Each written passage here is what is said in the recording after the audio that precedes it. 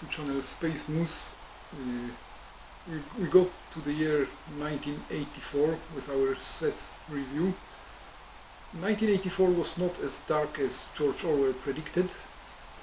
For classic space it was actually brilliant.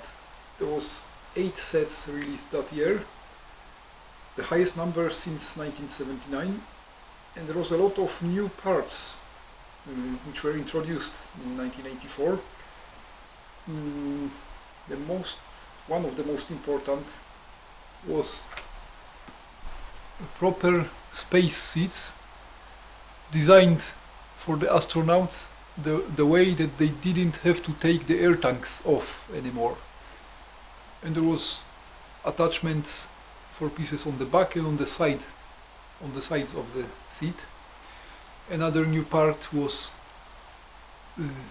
rocket engine with fins on the side, on 4 sides. It came in 2 sizes, 1 stud diameter and 2 studs diameter. Here is the bigger version. It was extensively used in space sets. And probably even more important was introduction of new colors of spacesuits. Blue astronaut, which became the prototype for the Benny character from Lego Movie, and black astronaut.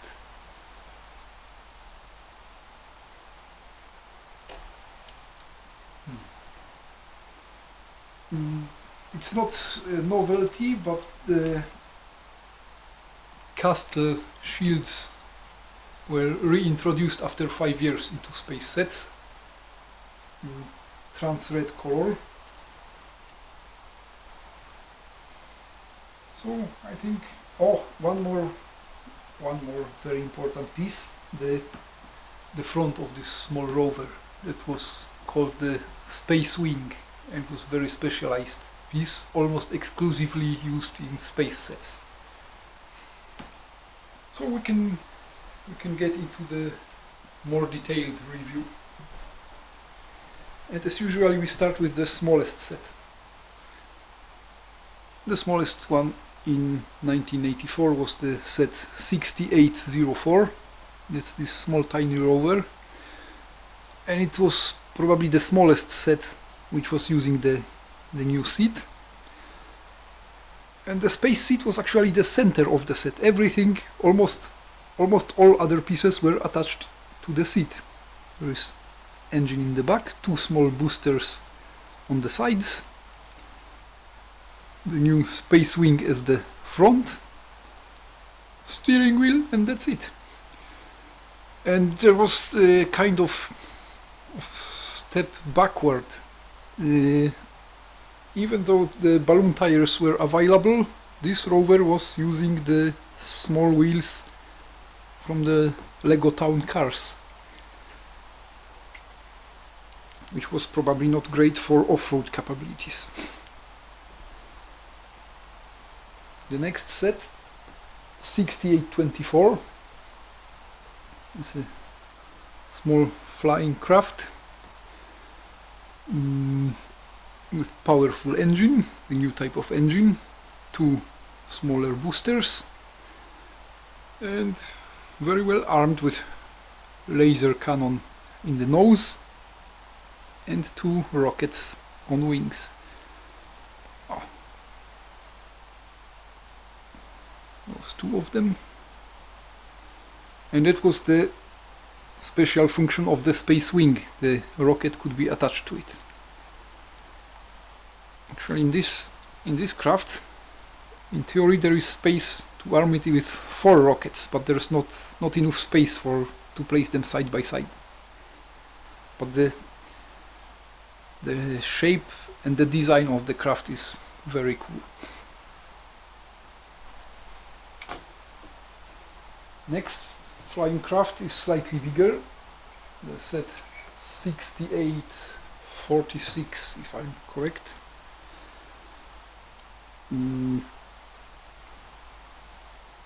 As well, very well armed with 2 two rockets on the side, kind of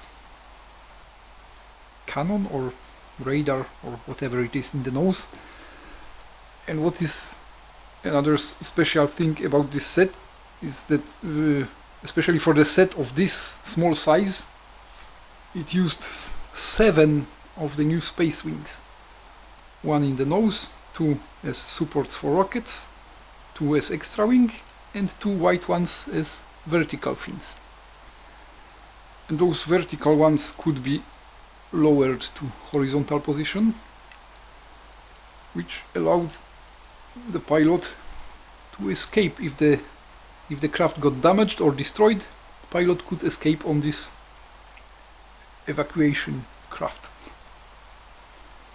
For some reason, a space seat was not used in this set, and it would fit very well in my opinion. Okay. Next set, I think it was a direct replacement for an earlier set. If you remember this set from 1981. In 1984, a newer, improved version came along, set 6871, and it solved one of the most important problems of the earlier set. It had the second crew member, a pilot for the small craft. So there was separate driver for the rover and pilot for the small craft, as opposed to the earlier set where the only crew member had to fulfill both functions. Another improvement is that it used balloon tires instead of the town tires. Rover was 3-axled, articulated. Driver was armed with the gun with the sight. It was a computer. Flying craft could be elevated for takeoff. And the nose of the rover and of the flying craft were identical with set 6846. Next set again was a replacement for an older set. If you remember the first mobile rocket launcher from 1979, it was a decent sized set with two crew members, but it had a serious flaw. The rocket was fitted to the launcher with the bracket, and to let the rocket take off, you had to dismantle it and connect again for takeoff, or the rocket would have to take off together with the bracket, which made it look a bit weird. The new set had only one crew member. The rover was a bit shorter than the previous one, but was wider and more massive, and the rocket was much better, was much improved, thanks to the new piece with the 4 fins. The rocket was resting on it. The fins were resting on the flush tiles.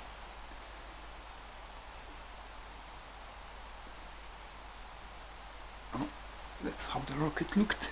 There was a satellite on the tip of the rocket with the trans-red dish. This must have been probably solar panels. There was 4 boosters in the back of the rocket. The operator had the computer to operate, 2 rubber hoses probably for fueling the rocket. The rover was 4-axled, articulated, which the extra axle in the middle made it a bit difficult for steering, but it must have been needed because of the weight of the vehicle.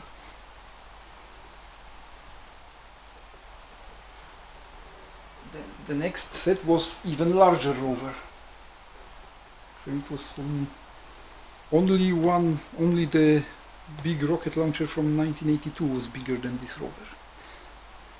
And it was again on the balloon tires, and there was unbelievable amount of them. There was 16 tires in one set. But to be honest, the tires were great, but they were too small for the rover of this size. The ground clearance was very small. It was getting caught on the carpet. But the design of the rover is very cool. Have a look at the amount of antennas and radars on the front of the vehicle. 2 big dishes, 2 smaller ones on the metal detectors. White astronaut as the driver. The rear section could be opened as well.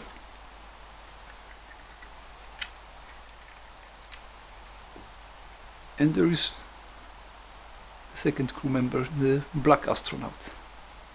And he has a computer for his mission. 2 more big radars in the back. 2 rocket engines. The only problem with this rover, well, not the only problem, but one of the problems with the suspension was that both sides could move only together.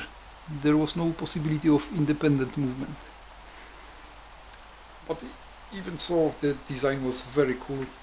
It was a fairly big set for the year. The next set is one of the weirdest design, but at the same time one of the most interesting ones. It's hard to say exactly if it's not a base, it's not a spaceship, it's not a rover, and it's not a walker. It's a kind of mobile space station, you could say. But you have almost everything there. It looks a little bit like a giant robot with 2 movable arms with grippers. On the lowest section you have a small rover with yellow astronaut as the driver, and again it's one more rover that uses the old type of wheels. But there was a serious reason to use them. It had to fit, it couldn't be wider than 4 studs. It had to fit in here. Come on. Then a little bit higher you had the robotic arms. 1 level higher was a mini hangar for a tiny flying craft with foldable wings. Something like that. And the red astronaut as the pilot.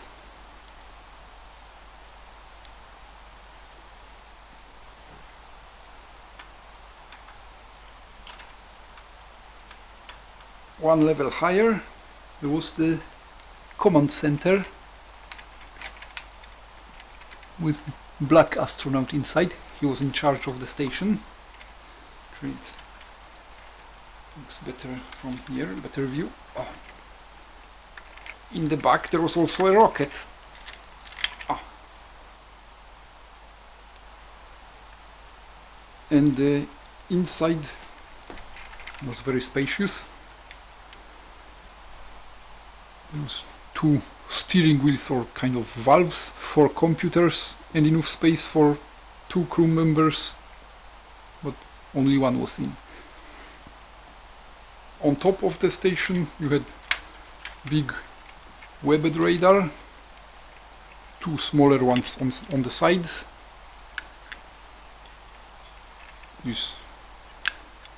I don't know what exactly these were supposed to be. They add to the playability of the set. Some people say that it was a little bit top heavy if you look at it from the front, but but the fact that the wide top section was almost empty, well, empty when compared with the massive bottom section, I think the center of gravity was low enough for it to be stable.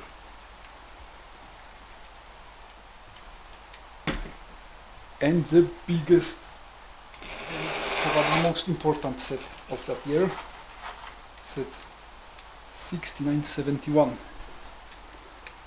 A big moon base, very universal base. There was a rocket on a movable bogie. There was a kind of speeder, very cool design. On the other side of the base was a small launcher for a small interceptor fighter, which could be elevated for start, with blue astronaut as a pilot, and black astronaut was in charge of the base.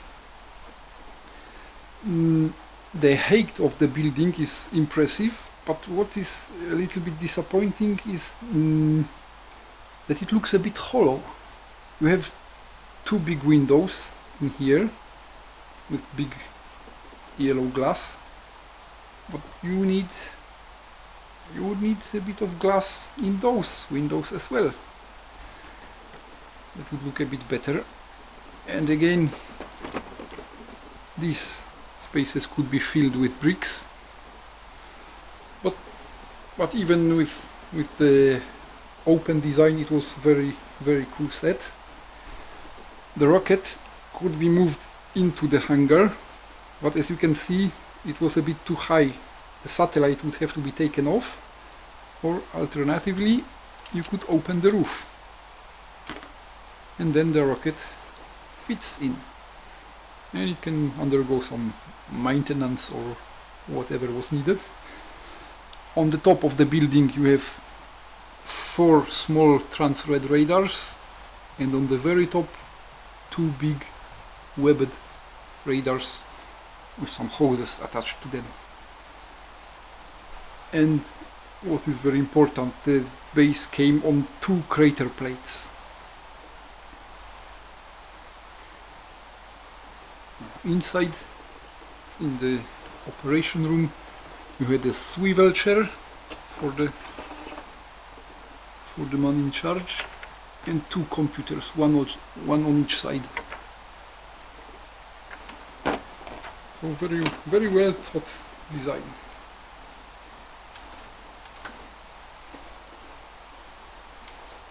So that's about it for 1984.